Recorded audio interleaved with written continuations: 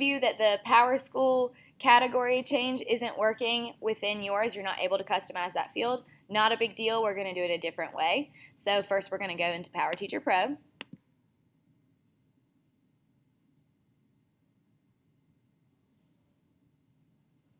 We are going to go to grading and we're going to choose categories. That's going to show you the categories that were set by the district. You can see that I've already added one here.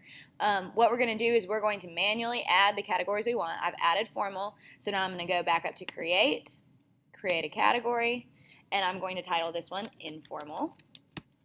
I'm going to change the color because I like to color code my life. And I'm going to choose the classes that I want that to apply to. So this one and all others. If you want to add a description here, go for it. Otherwise, we're going to go ahead and click Save. So now I've got my formal and informal categories. You have to go back up and click Edit next to the categories created by the district, and you're going to switch that to Inactive, and then click Save. And you'll see that that removes it from my list. So I'm going to do that for the others.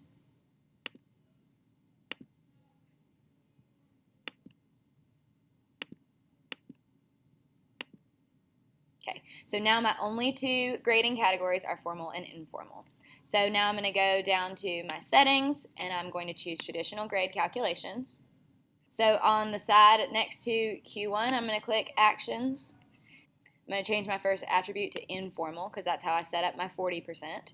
And then my second attribute to formal, and that's my 60%. And I'm going to click Save.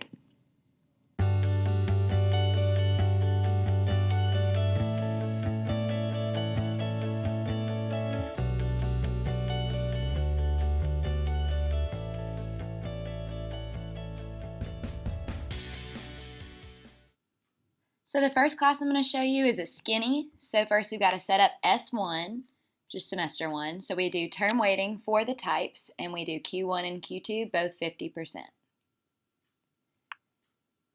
Then we're going to set up semester 2 the same way. Both of them are term weighting.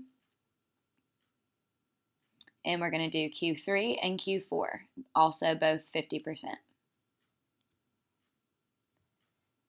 Then we move to F1. We need to make sure that we represent every term, so we're going to have Q1, Q2, Q3, Q4, and E2.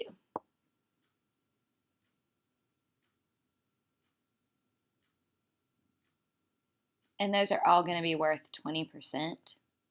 So make sure you go back to the weight and change those to 20.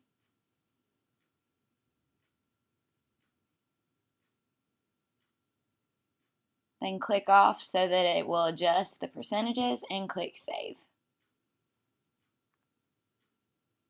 So now we've set up that whole skinny, so we need to copy it to another class. And we're going to choose the one that we just set up, which I just did the 2019-2020 version of American History. And so I want to copy that to the other skinnies in this section, or in my class list, and that's just the other American History. Click Validate, and you should see all green check marks. If you don't see all green check marks, then something didn't copy right. Okay, so now all my skinnies are set up, so I'm going to move on to a regular semester.